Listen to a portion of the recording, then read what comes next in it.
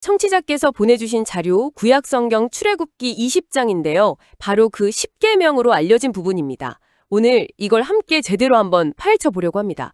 사실 우리에게 너무 익숙한 목록이라 그냥 이거 하지 마라 저거 해라 뭐 이런 규칙 모음 정도로 생각하기 쉽잖아요. 근데 이 자료를 다시 보니까요. 이게 단순한 법조문 리스트가 아니더라고요. 이건 뭐랄까 수백 년 노예로 살다가 막 해방된 사람들, 그러니까 정체성도 사회 기반도 없는 사람들한테 너희는 이제부터 이런 나라를 만드는 거야 하고 제시하는 일종의 국가 건설 청사진 같았어요. 아, 맞습니다. 그 관점이 정말 중요해요. 이게 그냥 사막 한가운데서 툭 던져진 규칙이 아니라 그 노예에서 자유인으로 라는 거대한 전환의 한가운데서 주어진 거거든요. 한 공동체의 정체성을 만드는 설계도 이렇게 봐야 합니다. 설계도요? 네. 그래서 모든 조항을 어떻게 하면 노예 근성을 버리고 자유인으로 구성된 공동체를 만들 수 있을까? 이 질문을 가지고 읽으면 훨씬 더 흥미로워져요. 바로 그겁니다. 자, 그럼 그 설계도의 첫 문장부터 한번 보죠. 정말 인상적인데 법을 말하기 전에 하나님이 자기소개를 먼저 해요. 나는 너를 애굽 땅 종 되었던 집에서 인도하여 낸 너의 하나님 여호와로라. 보통 법전은 1조부터 바로 시작하는데 이건 뭐랄까? 일단 우리 관계부터 정리하고 가자. 이런 느낌이에요. 정확해요. 규칙 이전에 관계를 먼저 설정하는 거죠. 내가 누군지 알아. 내가 바로 널 거기서 꺼내준 존재야. 이 한 문장으로 앞으로 나올 모든 계명의 권위 그리고 정당성을 확보하는 겁니다. 그러니까 내가 너희를 구해줬으니 이제 내 말 들어. 이런 상하관계라기보다는 네, 그런 것보다는 우리가 이런 특별한 관계니까 이 관계를 잘 유지하기 위해 이런 약속들을 함께 지켜보자. 이쪽에 더 가깝다는 거군요. 맞습니다. 맥락이 완전히 달라지죠. 그러네요. 모든 계명은 바로 이 구원이라는 공동의 경험 그리고 기억 위에서 해석되어야 합니다. 그게 십계명을 제대로 이해하는 첫걸음이죠. 좋습니다. 그럼 그 특별한 관계를 유지하기 위한 첫 번째 약속들, 신과 인간 사이의 수직적인 관계에 대한 규칙부터 보죠. 첫 번째 계명, 나 외에는 다른 신들을 내게 있게 말지니라. 아주 단호하고 좀 배타적인 선언이에요. 당시 주변 세계관을 생각하면 이건 정말 파격적인 선언이었어요. 고대 근동 지역은 온갖 신들로 가득한 다신교 사회였거든요. 그랬겠네요. 네, 날씨신, 농사신, 전쟁의 신. 이집트에서 막 나온 이스라엘 사람들한테도 그게 상식이었을 거예요. 그런데 갑자기 그 모든 옵션을 지우고 오직 하나의 관계에만 집중하라고 요구하는 겁니다. 그리고 바로 이어서 훨씬 더 구체적인 명령이 나오죠. 우상을 만들지 말라는 건데 하늘에 있는 것이나 땅 아래 물속에 있는 것에 어떤 형상으로든지 만들지 말라. 이건 거의 모든 조각이나 그림을 금지하는 것처럼 들리기도 하는데요. 심지어 하나님 자신을 질투하는 하나님이라고까지 표현해요. 신이 질투를 한다니? 굉장히 인간적인 표현이라 놀랐어요. 그 질투라는 단어가 핵심입니다. 이걸 신학적으로는 열정적인 사랑이나 배타적 헌신을 요구하는 속성 이렇게 해석하는데요. 당시 사람들 눈높이에서 생각해보면 부부관계에서의 질투를 딱 떠올리게 했을 거예요. 나 말고 다른데 한눈 팔지 마라는 아주 강렬하고 감정적인 메시지를 전달하는 거죠. 이 관계가 얼마나 유일하고 독점적인지를 명확히 아는 장치입니다. 듣고 보니 그렇네요. 그냥 다른 신 섬기지 마보다 나는 질투하는 신이야가 훨씬 더 뇌리에 박히는 표현이네요. 그런데 바로 뒤따르는 약속과 경고의 스케일 차이가 엄청나요. 죄는 3, 4대까지 갚겠다고 하는데 사랑을 지키는 자에게는 1000대까지 은혜를 베푼다고 하거든요. 바로 그 비대칭성. 그게 이 언약의 본질을 보여줍니다. 경고가 없는 건 아니지만 이 관계의 궁극적인 목적은 처벌이 아니라 축복과 은혜에 있다는 걸 암시하는 거죠. 심판의 기억은 짧지만 은혜의 기억은 영원히 이어질 거라는 약속이니까요. 공동체에게 안정감과 희망을 주는 메시지입니다. 자, 세 번째는 여호와의 이름을 망령되이 일컫지 말라는 것이고 네 번째는 안식일을 기억하여 거룩히 지키라는 계명입니다. 특히 이 안식일 계명은 설명이 꽤 길어요.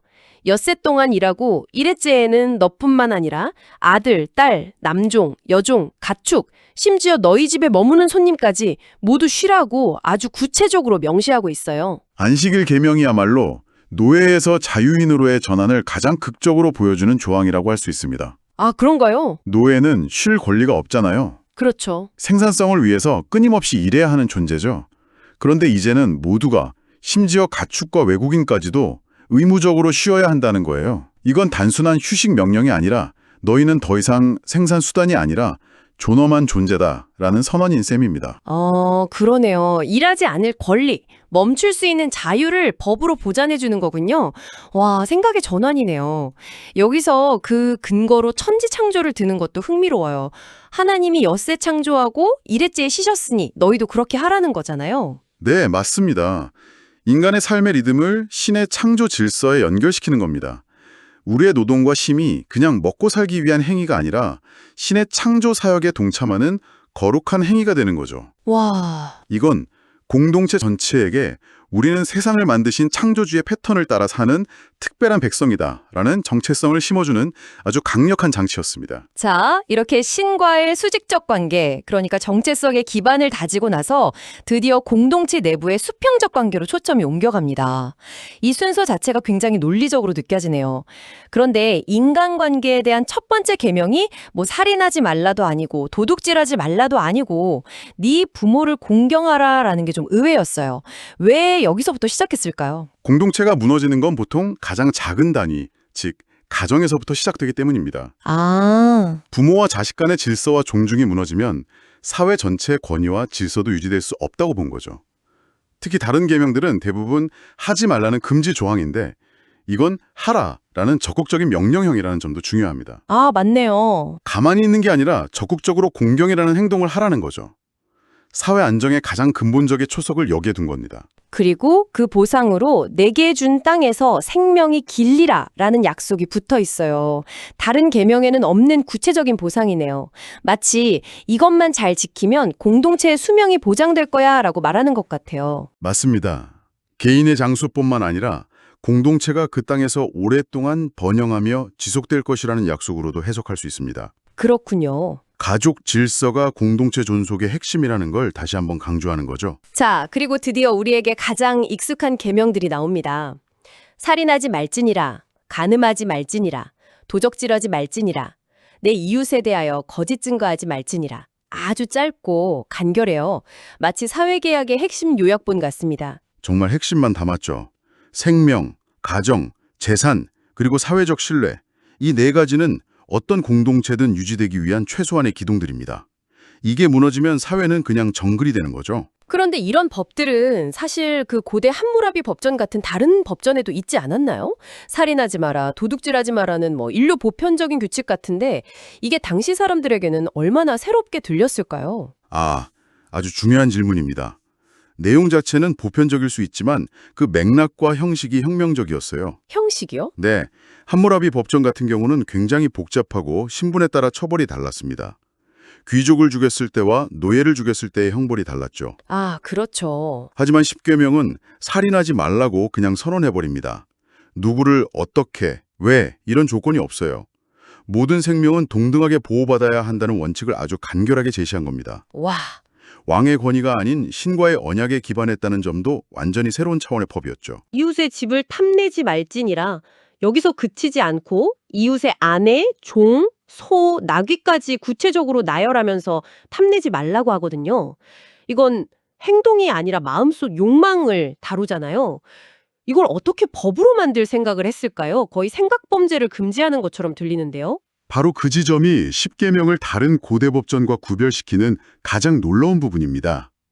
앞선 계명들이 살인, 간음, 도둑질이라는 외부로 드러나는 행위를 규제했다면 이 마지막 계명은 그 모든 행위의 뿌리가 되는 내면의 탐심 그 자체를 문제 삼습니다. 아, 도둑질은 이웃의 물건을 탐내는 마음에서 시작되고 간음은 이웃의 아내를 탐내는 마음에서 시작되니까요. 그러니까 범죄의 결과가 아니라 범죄의 시작점이 되는 그 마음의 동기 자체를 차단하라는 거군요.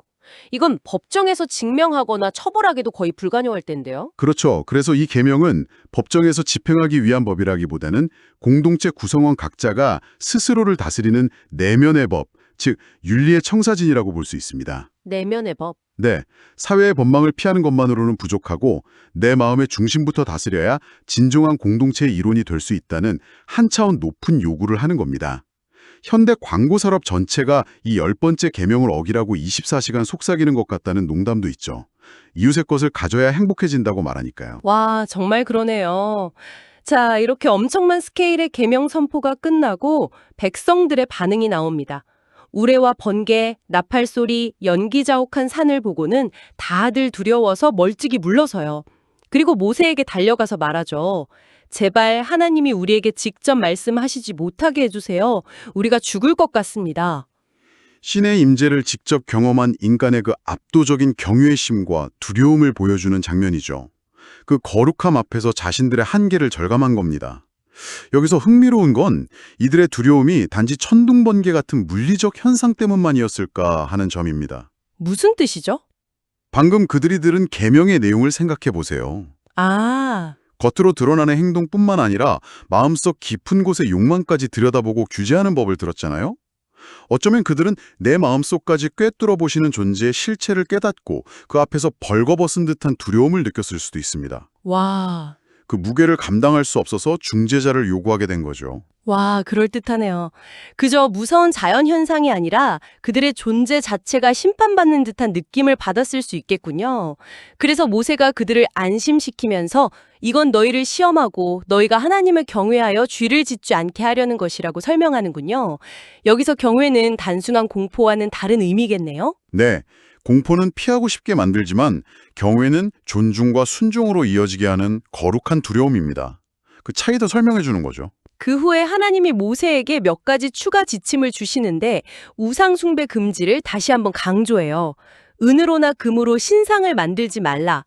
이미 한 얘기를 또 하는 걸 보면 정말 이게 가장 큰 걱정거리였나 봐요. 인간이 눈에 보이지 않는 대상을 가시적인 형상으로 만들어서 그걸 소유하고 통제하려는 욕구가 그만큼 강렬하다는 반증이겠죠. 그래서 반복해서 못을 박는 겁니다. 그리고 제단을 만드는 방법에 대한 규칙이 나오는데 이게 아주 독특합니다. 흙으로 쌓거나 돌로 쌓을 경우에는 다듬은 돌을 쓰지 말라고 해요. 정이나 도구로 돌을 다듬으면 부정해진다는 이유에서입니다. 이거 왜 이런 거죠? 오히려 더 정성스럽게 다듬고 꾸며야 할 것 같은데요? 이건 역시 우상숭배 금지 원칙의 연장선입니다. 아, 이것도요? 네, 생각해 보세요. 인간의 기술과 예술성이 들어간 다듬은 돌로 제단을 화려하게 만들면 어떻게 될까요? 사람들은 제단 자체의 아름다움에 감탄하고 어쩌면 그 제단을 숭배의 대상으로 삼을 수도 있습니다. 아, 제단이 너무 멋있어서 예배의 도구가 아니라 예배의 대상이 되어버리는 주객전도를 막으려는 거군요. 마치 최신 스마트폰의 아름다운 디자인에 빠져서 정작 그 기능은 잊어버리는 것처럼요. 정확한 비유입니다. 가장 자연스러운 상태의 돌, 즉 자연석을 사용하라는 건 인간의 인위적인 개입을 최소화해서 예배의 초점이 오직 하나님께만 향하도록 하려는 신학적 디자인 원칙인 셈이죠. 본질에만 집중하게 만드는 장치네요. 맞습니다. 층계려 만들지 말라는 지침 역시 제사장의 존엄성과 예배의 경건함을 유지하기 위한 세심한 배려고요. 오늘 출애굽기 20장을 통해 십계명을 다시 들여다봤는데요. 이건 단순히 하지 말라는 금지 목록이 아니라 한 공동체의 세계관과 정체성을 세우는 거대한 건축 설계도였다는 걸 알 수 있었습니다. 신과의 관계라는 기초를 놓고 가족이라는 기둥을 세우고 생명과 재산, 신뢰라는 뼈대를 만든 뒤 마지막으로 탐심을 제어하라는 내면의 규율로 완성하는 아주 정교한 구조였네요. 네, 수천 년이 지난 지금도 이 원칙들이 여전히 많은 사회의 법과 윤리의 근간을 이루고 있다는 사실 자체가 이 계명들이 인간 공동체의 본질을 얼마나 깊이 꿰뚫고 있는지를 보여주죠. 신과 인간의 관계, 가족, 생명, 신뢰, 그리고 내면의 욕망이라는 주제는 시대가 변해도 여전히 우리에게 가장 중요한 문제들이니까요. 오늘 이 이야기를 들으신 분들은 이런 생각을 한번 해보시면 어떨까요? 본문 속 백성들은 신의 직접적인 음성을 듣는 것을 두려워하면서 인간 중재자를 원했습니다. 어쩌면 이건 우리 인간이 감당하기 어려운 절대적인 진리나 원칙을 그대로 받아들이기보다는 누군가에 의해 해석되고 정제된 인간의 언어로 가공된 형태로 받아들이고 싶어하는 본성을 보여주는 건 아닐까요? 절대적인 원칙 그 자체와 그것을 우리 삶에 맞게 해석하고 적용하려는 인간의 역할 사이에 이 영원한 긴장 관계에 대해 생각해 볼 흥미로운 지점인 것 같습니다.